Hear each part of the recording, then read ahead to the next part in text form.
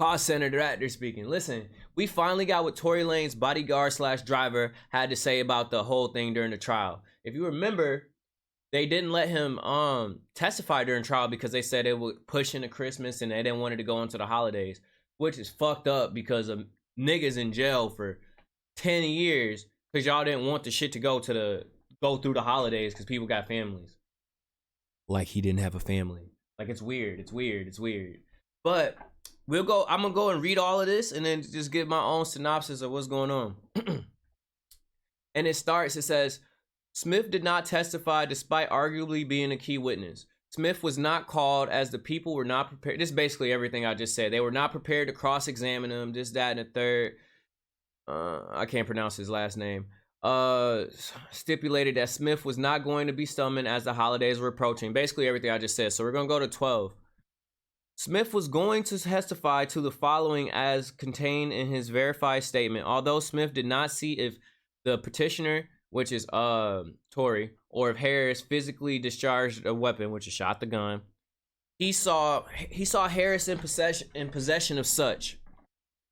Smith stated as he pulled over the vehicle, it was Harris and Pete who began to fight, to which he intervened. It was as Smith, which is Smith is the driver, obviously. It was as Smith pulled Pete around the back of the car. He heard the weapon fire. Basically, he was saying as he pulled around the car, he heard the weapon go off. So, all right. So then he goes on to say in 13. This statement is new evidence defined by section 1473. Most importantly, this evidence would have most likely changed the outcome of the trial. So I'm going to go ahead and read what he had to say. So we're going to pop right here to his affidavit. This is his affidavit right here. So I'm going to go ahead and read. I'm not reading the 1, 2, 3, 4, 5, 6, but I'm going to just read it. It says, my name is Jaquan Smith. My address bleeped out. I am over the age of 18 and I am fully competent to testify. I have firsthand knowledge of the facts in question that took place on July 12, 2020. And that is the basis that cited above the cited proceedings. I was a driver and bodyguard of Mr. Daystar Peterson, who is known as Tory Lanez. In July of 2020, Mr. Peterson has been known to me for 7 years at that time of the incident. I had worked for Mr. Peterson for 3 years. He has not only been an employer, but I consider him a very close personal friend. On July 12, 2020, I was asked to drive Mr. Peterson to the home of Kylie Jenner, where Megan Pete and Kelsey Harris were present. Because if you remember, they called him over there to do the whole thing. They called him to go do it, you know? So he said he was called over to do it. Hang on, I'm going to move something.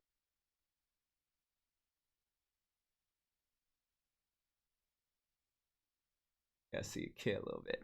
So anyways, basically, Tory, like you said, Tory called them to take him back to the hotel, take him back home, wherever, take him away, because, you know, Tory was trying to crack Kylie buns, you feel me? Tory was trying to crack Kylie buns, you feel?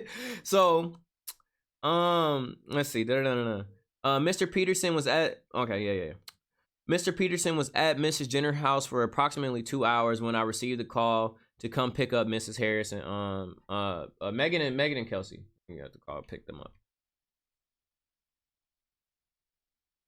All right. Megan, Kelsey, and myself left Kylie's house, but I was asked by Mrs. Megan, to return because she forgotten her shoe.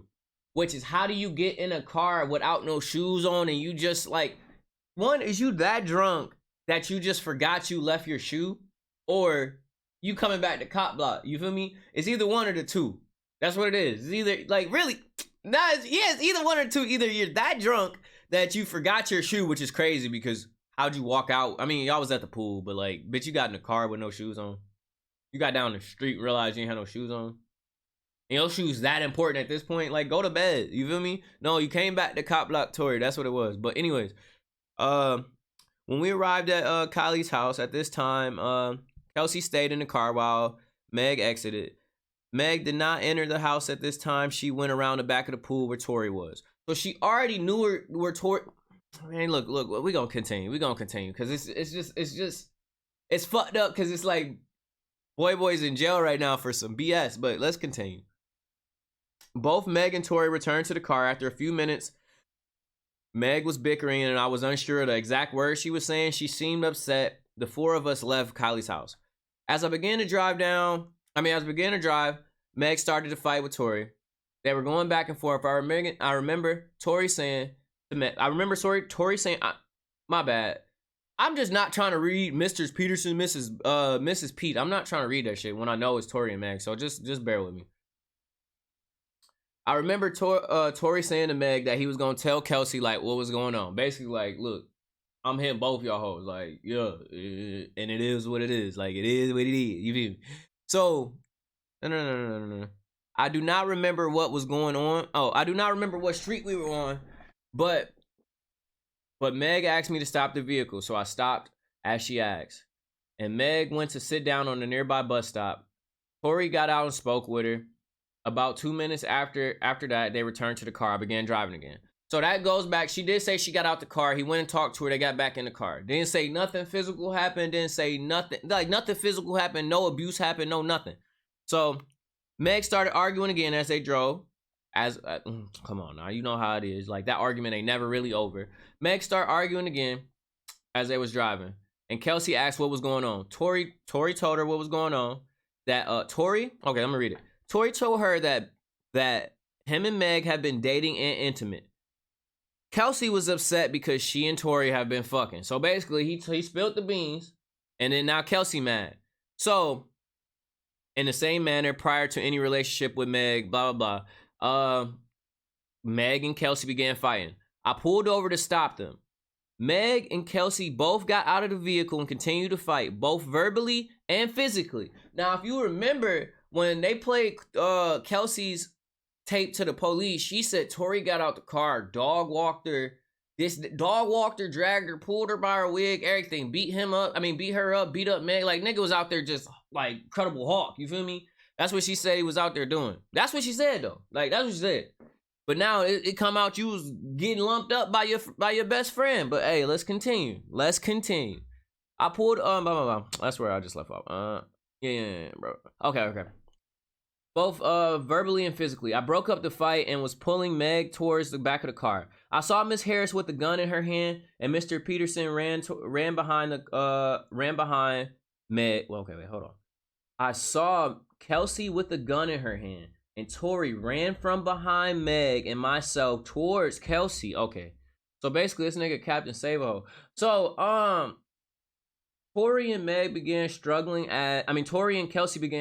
as Tory tried to unarm Kelsey.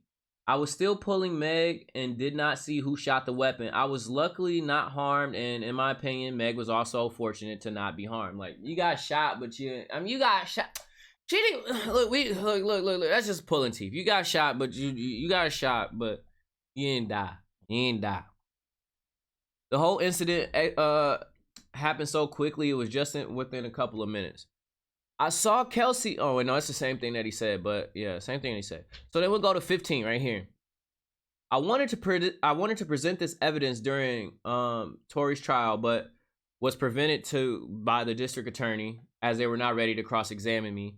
And later they did not call me due to holidays and court schedules. I believe I would have been able to present this evidence at trial.